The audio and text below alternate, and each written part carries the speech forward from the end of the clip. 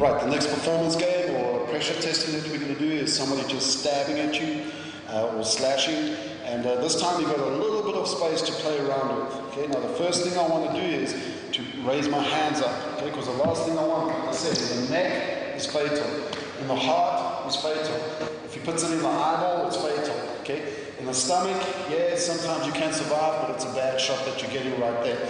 My arms, my legs, you can survive. Right. So what I'd like to do is put my hands up to try and protect as much as possible.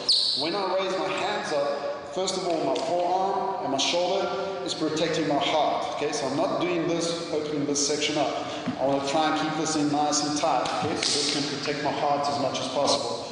The next thing is I don't want my palms out this way. Okay, that's a bad slash over the wrist here. Okay, main artery there, that is a bad slash. So I want to turn it in this way, so if I do get anything here, which I am going to get, okay, I can still survive it. What I'd like to do is when he stabs or slashes at me, is to use the one hand. The other hand stays up. The reason for this is he can, and this is the danger about a knife, when I hit this down, he can change direction very quickly. And if I start hitting down like this, or start doing these kinds of things, yeah, a good knife fighter, and a lot of guys are good knife fighters. The reason why I say that is everybody started using a knife at 4 or 5 years old, cutting your meat every day. Okay, you become an expert at knife fighting. Okay, so it's not a weapon that you don't know how to use. So everybody can move a knife around.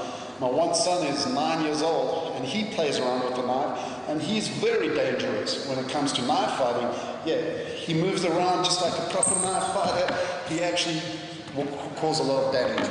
And the great thing about a knife is, for ladies, and I don't want to say kids, but especially for ladies and smaller men, it's an equalizer. So it doesn't matter how big the guy is or how strong or what good fight is, you draw a knife in a fight, it's an equalizer. You got a good chance to win that fight. Okay?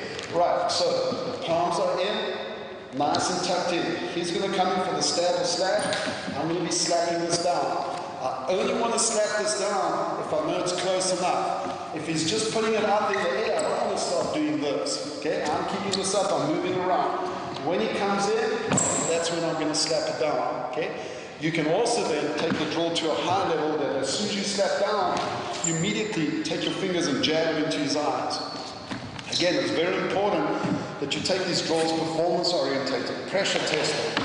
So I can stand here the whole day and do this, and it's not going to make me any better until I tell Nick, right, go around and try and stab me. Yeah, now I have to. Now it becomes a little different ball game, because now he's trying to stab me, and now all variables are available. Not just standing and doing this the whole day long, and we do 1,000 repetitions and nobody gets better.